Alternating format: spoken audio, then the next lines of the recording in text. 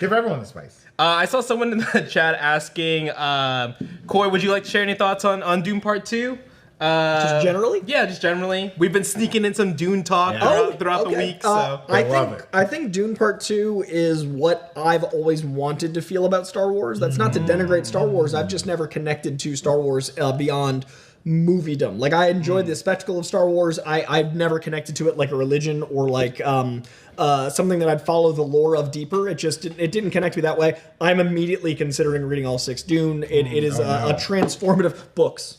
But it's so transformative to me as a sci-fi film that I honestly understand the genre more. To me, it was everything that I love about storytelling, in that it's a spectacle, which is very important for modern storytelling, but the spectacle doesn't cost the story, and that's so hard to do nowadays. It didn't feel like it was made by committee. It didn't feel like it was structured to make money. It felt like an authentic story that happened to be, the story required huge scope. And so it's a political commentary. It's a commentary on trade. It's a commentary on what it is to be a god or a man, and what it is to believe in something. And I think it's really important that, much like Barbie was able to get out a narrative about the importance of female strength, not at the cost of male strength, unless you watch that movie differently than I, we need to see equality in things. And that's why, like, there are moments in Barbie where it's like, where do the Kens live? Like, there are questions that make it lore.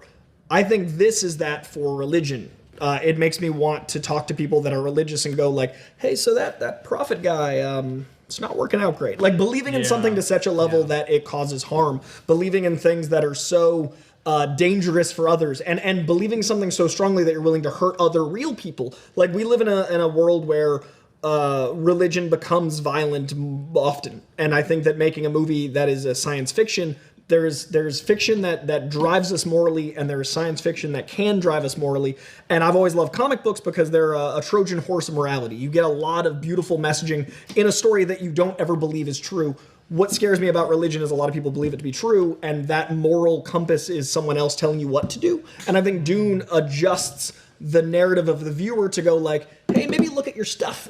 So I think Dune's important and great. It really struck me as what movies can, should, and hopefully can continue to be if we keep letting artists make art and not commodify everything we do for the sake of profit. Yeah, and you want something too, like, that is just like something that breaks through like the mainstream like this, to have like a message audience like that, right? And not just like films that are like, yeah, that's just like the best thing you can do with like a blockbuster, I think. Or even something that, you know, maybe this wouldn't have been considered a blockbuster in certain spheres. Like, I don't know, Blade Runner 2049, blockbuster? Who's to say? Well, is that our god guy? Blockbuster, not blockbuster. Yeah. But I use Barbie as an example, but Oppenheimer's another great example of like what we create that causes us harm, what we make as humans to feel at peace for something, or what we make as humans to feel safe. Like, we made a destructive device to feel safe because other people were destroying people, and like there was harm coming our way. And I think I've always seen religion similarly, and I think it's a really interesting thing to make a movie about it, as opposed to